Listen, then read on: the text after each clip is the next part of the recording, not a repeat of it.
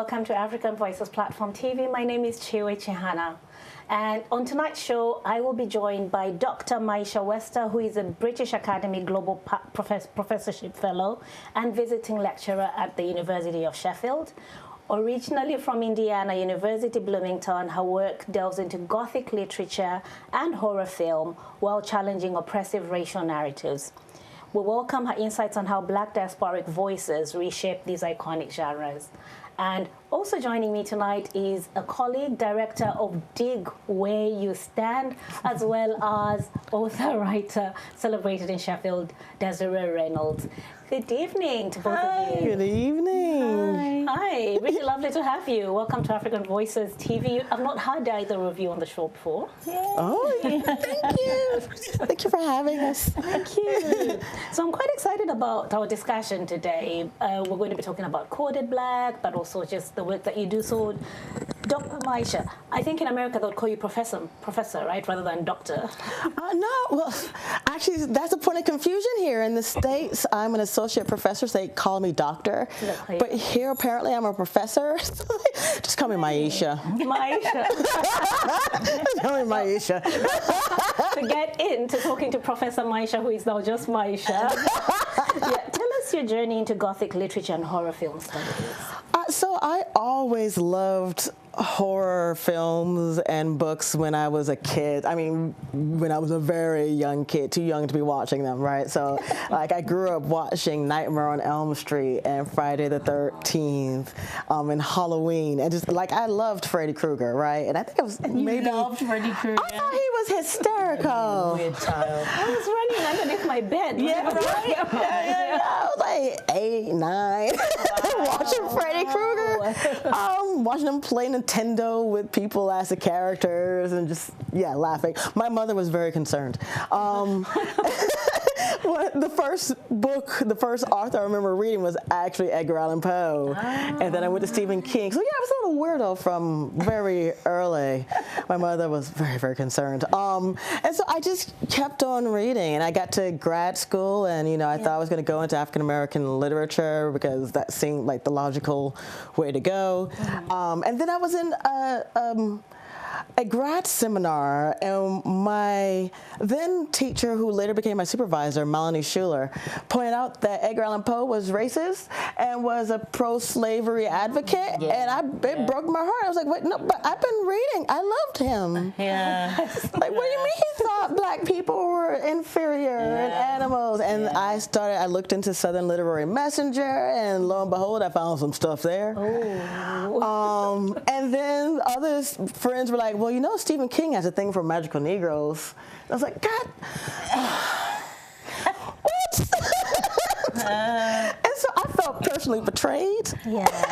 And you might have to explain what magical Negroes are. Magical Negro. Just to get a sense of what that is. Okay, so the easiest answer, if you have a chance, hop on YouTube, go to Key and Peele Magical Negro. Hilarious. But the Magical Negro is essentially this trope of this black person who is wise, who has power, be it through his or her knowledge or through spiritual presence, or in the case of Green Mile, actual powers. I was thinking of that, Green Mile, Yeah, John Coffey.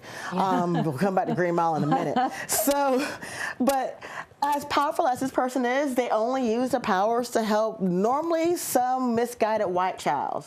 Yeah. And I say child, meaning like a grown adult that needs some maturation. Yeah. And so they use their powers to help direct this person and to help this white character become fulfilled and whole, right? And then they disappear. So, and they don't have any family. They don't have connected to anything apart from to the white character. No community. No, nothing. And that's exactly how Green Mile is making making me feel right now as you're describing this. I'm like, oh yeah, I didn't pick up on that before. Yeah, and in some ways, I mean, to go deeper on it, you might think of the contemporary magical Negro as the descendant of Sidney Poitier, right? If you think about Poitier's early films, the ones that he got the most accolades for, he was this wise black man that came into a hyper-white space full of people that thought they were progressive but really weren't, and had to tell them something about themselves, and then did it gracefully, articulately, without ever losing his temper, and then he went home. Right. That's essentially, the magical Negro is Sidney Poitier on steroids. Wow. Right. I think this disrupts everything I ever loved about Sidney Poitier. Sorry about that. Yeah, let's tell my mom. She's going to be very upset about that. So is that how you would say you entered into these genres? Like, was this informed? Is that what's informed your racial discourse? Yes. So I thought at the time, I was so upset. I was like, I can't be the only black person that loved horror and Gothic and felt betrayed to discover that the writers they loved actually thought they were animals and lesser in terms of intellect. And so I was like, well, surely there has to be black people writing back to this. And that started my journey. It started off in terms of African-American Gothic, contemporary black Gothic, speaking back to these white writers, right? Now, you know, there's a much broader discussion of this now, but this was back in the early aughts, right? Turn of the millennium when I was doing this, and people were swearing there was no such thing as black Gothic.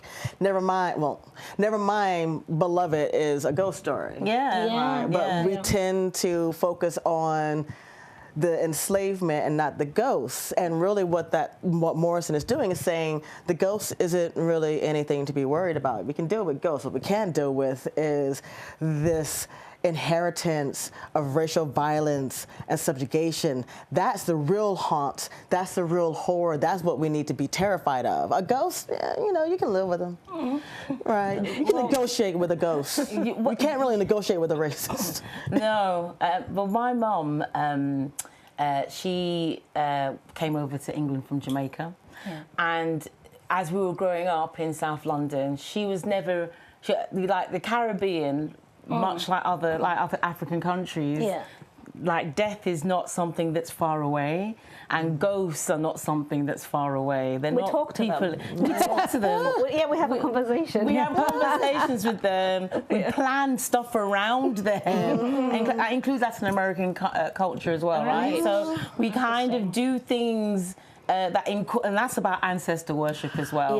So my mum was never, we were always talked about, they were called duppies. So we were always talked about duppy. We had a cemetery near us where my mum would regularly walk in the cemetery and try to teach me maths on the gravestones, like, you know, they born here, they die there, what is that? I'm like, oh, I don't know. But the point is that some cultures embrace death and embrace ghosts and other cultures, but my mum was never scared of those things. She was never scared of Dracula or a werewolf or a mummy or any of those westernized tropes about death. She was more terrified of the police. She was more terrified of hospitals and of teachers that might put her children down, or of some kind of medical malpractice, or, you know, as I said, the police, like where they may take you.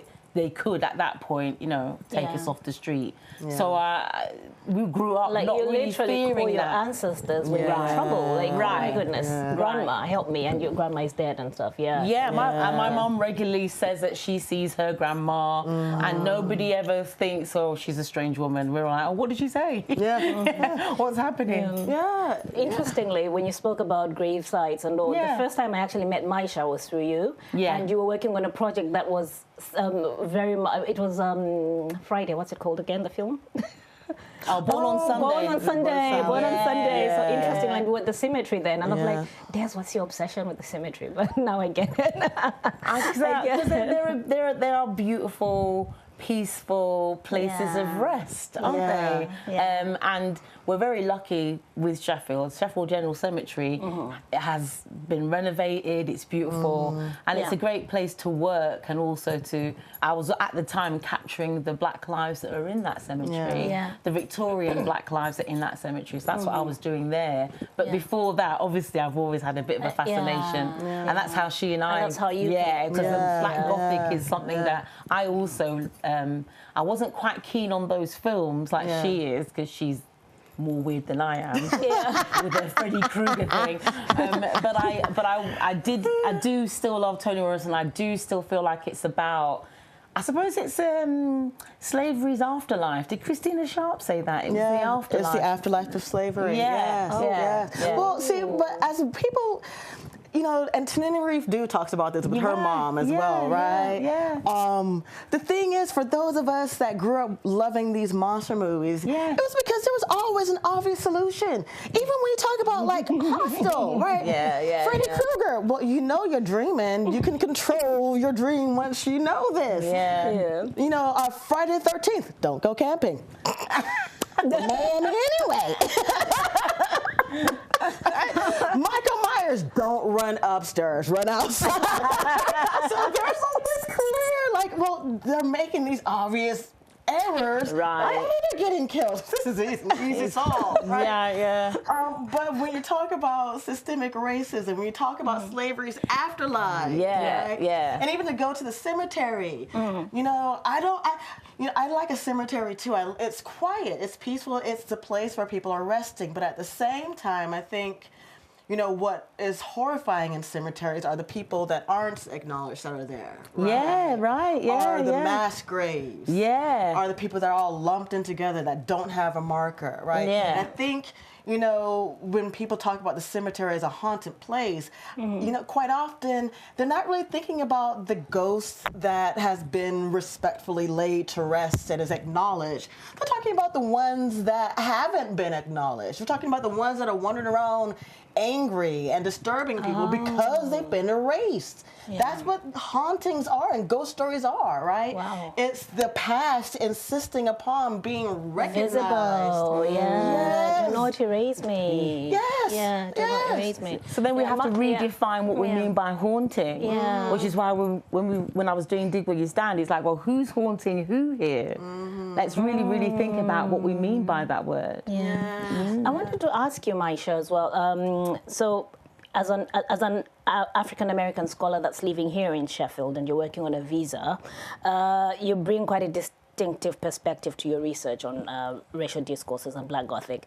Can you talk about the experience of racial discrimination in the US versus the UK? You get asked that a lot, don't you? It's a good one, though. It's so, you know, when I first got here, you know, and I can't, well, the second time of coming here to stay, right? Because I was here in 2017 and 2018. In 2017 and 2018, I said, you know, well, you know, yes, there's still racism here, but at least it's just systemic. In the States, it's absolute violence. I'll take the systemic, right? As if it's an either or. Right? And then, you know, on this more prolonged stay, you know, what I'm really encountering are the ways in which systemic racism is almost more impossible to combat, right? Because it's not so overt. You can't say, like, look, you have said this, you have called me the N term, and that's antiquated, that's racist, even if, you know, U.S. law has now said that's permissible, right? Like, that's still a signifier for me of your intellectual and moral failures and lack, right? With systemic racism, it's like, but look, I know this is weird and a problem, but because it's so wrapped up and bound up in these, this is why and this is when and this is the red tape, it's like every time I cut through one bit of red tape, there's some more, and there's more, right? And it just unravels. Yes. And being able to say, like, define the documented evidence, because there's also the ways in which intersectionality complicates that red tape, that systemic racism even more. So in the States, I mean, we have systemic racism, obviously, as well, right? In the States, though, you know, it really is, unfortunately, it's going back to that era that, you know, my mom lived in, where I remember her telling me about running through a race riot on the way home from school. And it wasn't you know, people of color writing for rights. It was whites writing against people of color in Miami. Wow. And, you know, when we left in 2020, it was in the most recent wave of Black Lives Matter. We had heavily armed Blue Lives Matter folk coming down, these same people that killed cops in the January 6th insurrection, FYI. But the Blue Lives Matter people coming down, heavily armed, yelling at people of color, where you had people trying to drive through protesters in the cars. People attacking blacks in a group and beating us up and calling for rope, right? So it's an actual violence. It's louder. It's louder. It's really much louder than in the States, isn't it? Yeah, but there's a similar level of... It's similar in terms of the lack of protections. Yeah. Right? Yeah. Be it on the systemic level or on the violent physical confrontation level. Let's narrow down to the academic world. So racial discrimination in the academic world versus public life. How does that contrast here for you? You know, when you're talking about academics, right, no one's better at coming up with obtuse language, language that obfuscates the actual issue and denials in an academic, right? High jargon is our bread and butter. So, you know, on the one hand, just the way things are explained and rationalized, right, sometimes makes it feel like it's impossible to confront, right? Yeah. I think what makes that harder as well is that cultural institutions as well as academic institutions really pat themselves on the back in feeling that they've cracked that race thing. And that's the other thing. And they've cracked that gender thing. Self-absolution. Right. And actually, in the end, what they're doing is covering up. We talked about this all the time. Maisha and I talk about it being like a death by 1,000 cuts as opposed to the rope. Yeah. It's a different, and obviously guns makes a difference. People, we're not shot in as much as African Americans are, but we're still being lynched in other ways. You know, black people in incarceration, hospital, mental health, all those kind of, all the ways that we can be oppressed is operating hard and heavy over here. Yeah. But going back to the academic side of things or cultural institutions and how they get away with it. That's the issue, really, is that they get away with it a lot more than, say, a bank might or, you know, another kind of institution. Yeah. Well, and especially in terms of being able to say, but we've been thinking about it and we've been talking about it. We're talking about how to fix this. Like, you've been talking about it for, what, 10 years now? Yeah. Can we have some action points? And then can we move on these action points?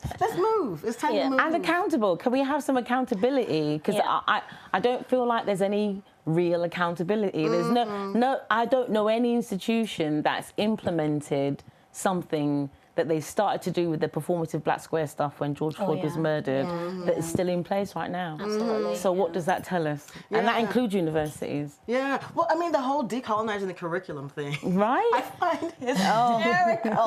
Right? Yeah. You know, because it's like, okay, but who is leading these conversations? That's not to say there shouldn't be white scholars involved in it, right? Yeah. But there shouldn't be just one or two people of color. No. And a lot of times, you know, when we're talking about racial equity, you know, an institution will say, oh, no, but we got some people of color over here.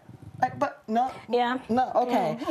One, it's not the same as adequate representation, right? So I was looking today, I was looking up stats about how many black profs there are in the UK. All right. It's like 210. Okay. Some 12,000. There's not even a full 100 black female profs. Oh my God. So there's an intersectionality thing. Right. Yeah. I was looking at this network called WIN that was started back in 2021. And they're like, when we started, there was only 25 black female profs in the UK. Okay. Wow. And by 2023, they were proud because that had doubled. Okay. I was like, good on you. There's now 50 Still not.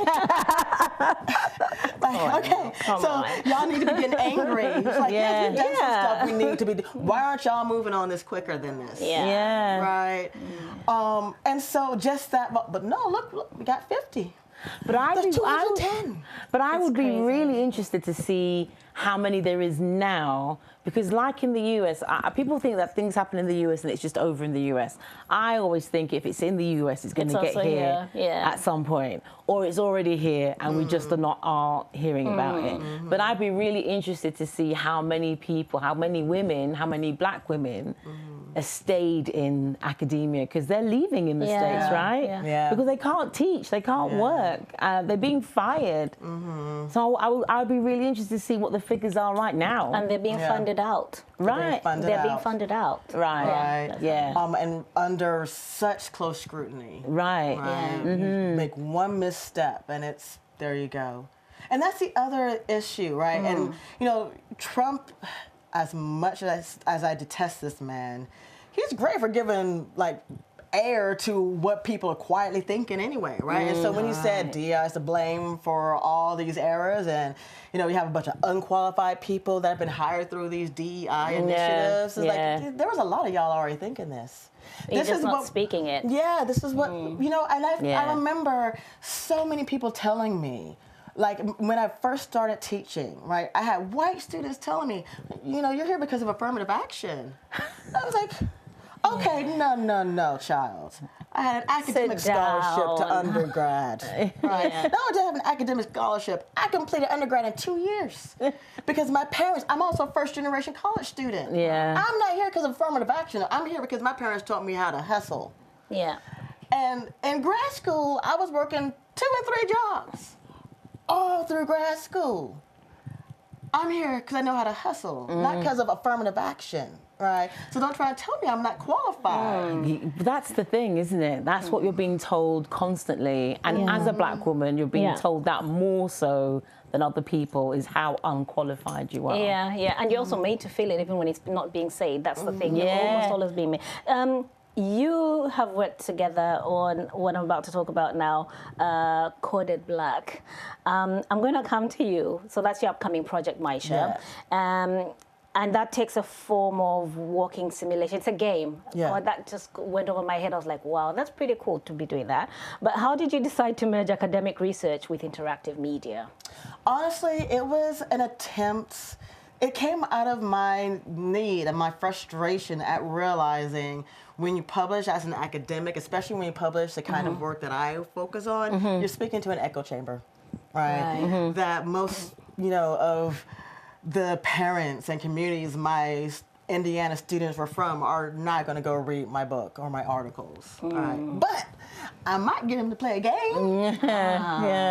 Right? I might get them to actually look at the primary evidence and think about what that evidence is telling them about race and about the violence that arises from race, the violence that arises out of the need to maintain white privilege. Right?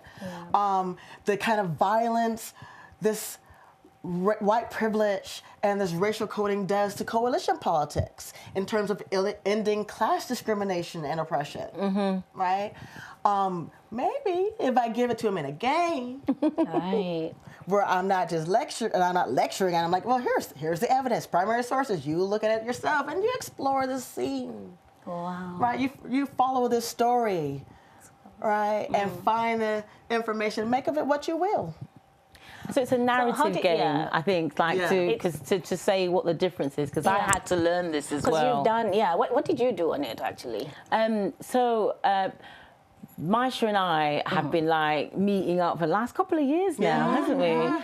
And what I did was just, I provided some story and also some context, I guess, because we were talking about this very same thing about Black British stories and African American stories and how we were going to get this game that would work for both types of oppressions, really. Yeah. Although, you know, the effects of the oppression is exactly the same. But actually, what does it mean to say, think about Cherry Gross, or what does it mean to think about Olive Morris, or other people in terms of Black British heritage, and at the same time incorporate the stories that we've all heard, and then Maisha's done an amazing job of finding the stories that we haven't heard. Wow. And I was there to, well, I've written a book, and we used extracts from that book to kind of provide the narrative for the game.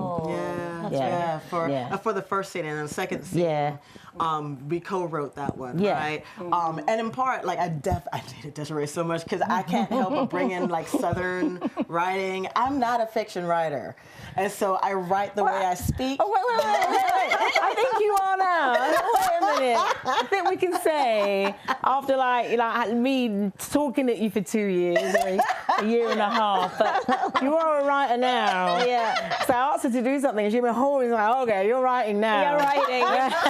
Des does that. I mean, Des mentored me into some pieces of writing in an anthology that was just amazing. Des, you're just magical. Like, okay, Des does that. But it was I mean, whilst it was,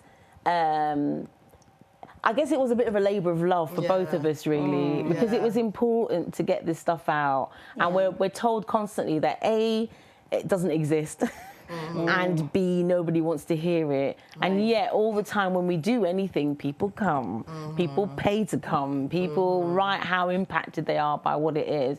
So I'm thinking, not only is this game, I mean, like Maisha's beginnings of it was that I'm going to get my students to learn this information in a particular way, in a way that meets them where they are, which a lot of tutors don't do, by the way. But also, it's something that other people can play. So it's a narrative game. So if you can like explain a little bit what a narrative game is, as opposed to needing any special equipment or... So it's available on PC, play it online, and essentially a narrative game, if you think of it as you enter into a film and you kind of progress the film along by walking, right? You don't have to do there's no goals, you don't have to rescue someone, you don't have to find so much of this item. You're wandering, you're exploring the scene, all right? And as you explore the scene, you hit narrative triggers that give you bits of story, right? That's a typical narrative arc. The most popular one that's out there now is What Remains of Edith Finch, which is actually beautifully done. And really, it's just you follow this girl as she wanders through this ancestral home, and you get bits of her story as you wander. Right? So am I right in thinking, am I very biased and very self-congratulatory when I think that we are the first ones to broadcast this trailer? Yes. We're going to be? Are we? Yes. Okay. Yeah, you are. So we do have the trailer, and I'm just going to ask the studio to play that trailer for us.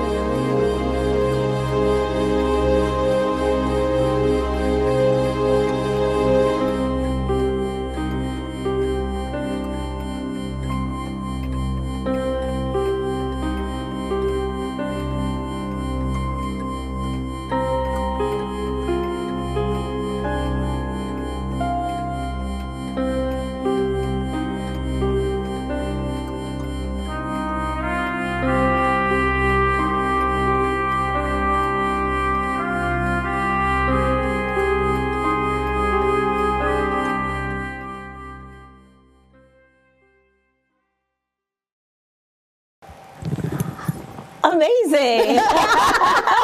Thank you. I mean, I don't know whether the outside are getting the sound, but I think here we couldn't get the sound. But that's just beautiful work. I want to go in. Is that just a trailer? Like That's the trailer. That's the Yeah, trailer. the game itself, each scene, if you're walking slowly, it takes about an hour to play through each scene. Wow. And the triggers are variable, so there's a lot of invisible triggers in addition to the ones that you could see there. Yeah. And they each have multiple information points attached to them, so each time you play it, you get different information. So it's divided into two. So there's a plantation scene, which is back during enslavement times. Yeah. And then there's the city scene, which is obviously much, much later. Yeah. But I think probably it's the first time that that amount of information has been collated in one place. Yeah. I think so. Yes. And I have to give Human Studio credit. So I was going to Human say, Studio were the engineers. They put it together, right? And I know Abby, who I worked very closely with on this project, wanted to kill me at points. So I was like, but can we put this in? Yeah. We need this. There's one more thing. Where are Human Studios based? They're here. They're based. So They're in I'm very Sheffield. excited about this piece of work because it's very much a Sheffield story. Yes. It's Yeah. very much, I mean, look at you two. Sheffield based and Human Studios. This is coming out of Sheffield. What amazing work. What sort of conversations are you hoping this will instigate?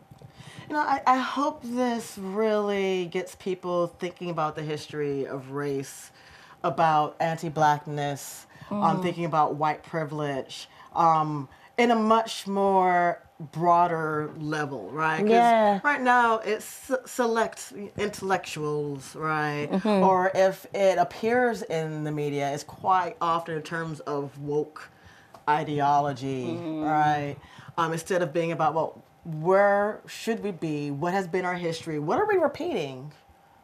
Do we want to keep repeating this stuff? 'Cause, you know, personally, I think the 21st century shouldn't look like the 19th century, but you know, that's just me. Right? And I also want people to think about, you know, who should be involved in these discussions. It needs to be everyone, right? Instead of just, you know, the select scholars or activists or artists. This needs to be everybody needs to be in this conversation because we all have a stake in this, right? Yeah. I think that you're right. I think that it's a powerful piece of work. Yeah. Like I say, she's done a huge, when I say huge, it's a PhD level amount of work that you put into it in terms of your research. And the fact that it does span I suppose the next game will be when we go to Europe, maybe. We do France, we do Germany, we do that. I do want to go to Europe. Yeah, First, right. go to Elmina. All right. I mean, you can come to Zambia. Yes, please. But that is exactly it. It's having those conversations that include everyone. Because if we don't have diasporic conversations, then what are we doing? Absolutely. And we can't really move forward without collective action. I keep banging the drum on this. We need to have collective action. And what does that collective look like? So that's what this game speaks to, this is what a collective action could possibly use as a tool for having this conversation. And that's the thing about racism and its history that a lot of people don't realize. Like, white privilege as a concept, as an idea, was actually a creation, right? It arose out of Bacon's Rebellion in the 1700s in Virginia, right? Because farmers, sharecroppers, and servants and enslaved people got together and rose up against the governor of Virginia, right? And demands for... Was he British at the time? It was British at the time, demanding... Just clarify that. Just to be clear. Demanding certain protections, right? Yeah. And after the rebellion was put down, you know, those in authority were like, no, we can't have them working together like this anymore. All right, indentured servant, I'm going to still treat you crappy, but I'm not going to be able to treat you as crappily as the enslaved person. And in fact, even though I'm not going to treat you that much better, you can treat them like crap if they don't call you sir, ma'am, if they don't step aside from you on the road, right? So it was a way, that this idea of white privilege was originally a way of dividing people that worked together successfully as a coalition to nearly topple a government, right? Birth of a Nation did the same thing in 1915. That was propaganda targeted at unions. Right, to stop these new, not quite white immigrants from Ireland and Italy from working together with the black laborer next to them, who they may have lived next to, who they were suffering under similar conditions with, to stop them from joining up and toppling the white owner and manager that was dominating and oppressing them all. Birth of a Nation said, look, immigrant, yeah, we're not really treating you that great, but you don't want to be like this black dude. Yeah. You really don't. Nah, you don't want to side with them. Side with the owner. Maybe one day. Yeah. Trickle down economics. We can maybe one day. give you extra tiny bit of money. So I'm just thinking the work Maisha's been doing is just amazing. I mean, if I was in the university, this would be like somebody I would be holding on to. Yes. But I recently learned, Maisha, that your global professorship at the University of Sheffield is coming to an end in July. Is that correct? Yeah, July 31st. And you've been informed that you will not be retained as a professor. What's your perspective on this decision, and in light of the university's recent bronze award for their race equality charter? You're joking. They got what? They got they did. They got a bronze award for their race equality charter. I did not know that. Yeah, University of Sheffield. Oh, they're winning it. Yeah. Okay. But the committee was headed by Susan Fitzmaurice, who was the one that has told me twice now, like, now, go home. Right. Okay. I did. Okay, right. Okay. Yeah. Carry on. But carry on. How's that? It's baffling. I understand the university and the universities across the UK are in a dire financial state. Yeah. Right. That there is concern about how education will continue. But at the same time, we had 2 professors in English, in the School of English, retire in 2023. One of whom was the faculty member that taught African American studies. Right. And he actually came to me as he was preparing to retire and said, are you happy to stay here? Because, we need you if I leave. I was like, yes, just please, I would love to stay here. I love Sheffield. Was that a white guy? Yeah, Okay. it was Duco. Yeah. So we had 2 faculty members leave. So it's not as if I'm just an add-on, right? Coupled with that, it feels like I've come across this at Indiana, and I remember it baffling me there. There's like, well, we need to cut the budget by 5 to 10% in this college, but we're going to replace all the light poles on campus, even though the old ones work, because we want new shiny ones. But you just said we were broke. And I see a similar rhetoric, right? Because on the one hand, I was told initially we don't have the funds. You'll have to have another grant in order to fund your stay here. Yeah. But then there was, an ad that came out in January about 6 weeks after I had that conversation with the VP. An ad for the head of school with a starting salary of like $68,000. And this is the school that you're with. Yeah, the head of school for English, right? And I felt like a kick in the gut when I saw that come out. I cannot tell you how upset I was. And then my colleagues and students and community support put together this wonderful retention case. Yeah. And it came back, well, no, we're not going to retain you because you're on a fixed term contract and that's externally funded, right? Right. And, in some ways, it's one of those moments where I have to keep reminding myself I am worth being retained, right? Because on the one hand, it made me, the responses, the way they're presented is a way, it makes you feel like, well, maybe I'm not special. Maybe I'm not really. And then I have to stop and think, like, wait. Yeah, hold on. Yep. I was wondering how far down this road is. Yeah, no. I'm in a game. Yeah, right. And each year I've been here, with the exception of the year I was on maternity leave. Yeah. Actually, no, I even did the Candyman. I had just given birth, and I did the Candyman conference online. So every year I've done something. I think there's levels of problems here. Right. There's levels of like really deep-seated systemic problems here. One of the problems is education and universities, and the fact that they're not really educational establishments in the way that when I went to university. Yeah. Right now it's about money. They're big businesses. Yeah. And that's globally. That's not just here. That's in the States. They're run like businesses. So if you run something that's about education like a business, then things are going to go wrong. And students are going to be mistreated, and lecturers and staff are going to be manhandled and mistreated because you're treating them like it's a bank, or I go back to other institutions. It's not going to work. No. That's one thing that's wrong. The other thing that's wrong is how we go back to cultural organisations like universities, in a way, pretending to adhere to certain sets of standards, but when it comes to application and accountability, they're not doing it. If Maisha has to go back home, the whole community of anybody that's either interested in what she does, in what she's delivering, in what she can deliver, here in this city, we will be poorer. And I'm distressed to the max about the idea of somehow her not being around. When you think about how many Black Gothic scholars are in this country right now.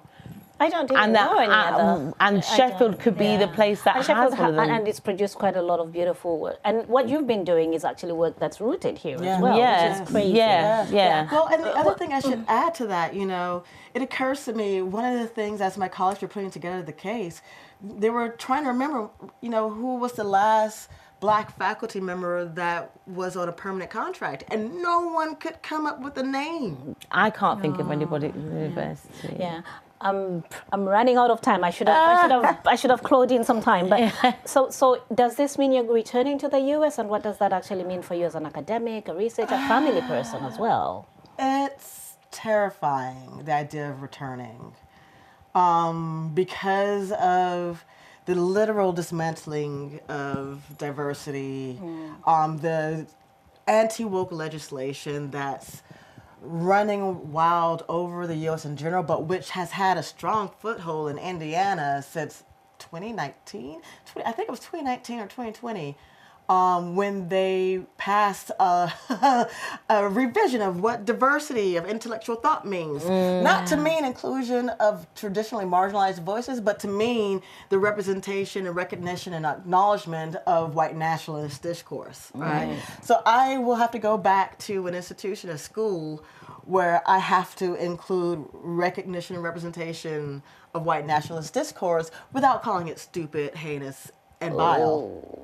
Yeah. So if we see what's going on there, and how the dismantling of that, and how DEI is somehow the new curse word, and that everybody's meant to hate it, that means your job is becoming more and more difficult to perform. So then we are here sending somebody to a more hostile environment, and that can't be right. Right. Oh, Desiree, Maisha, it's been really wonderful. We could go on, and we probably will do anyway. Sorry. Thank you so much for joining me on African Voices platform. And Maisha, I hope we find a way of keeping you in Sheffield, because the canon of art that you've developed as an academic for this area has just been amazing. Desiree, keep doing what you do with Tchiyiwe Chihana. Thanks for joining us. Thank you, Tchiyiwe. And this is African Voices platform with me, Tchiyiwe Chihana. Good night.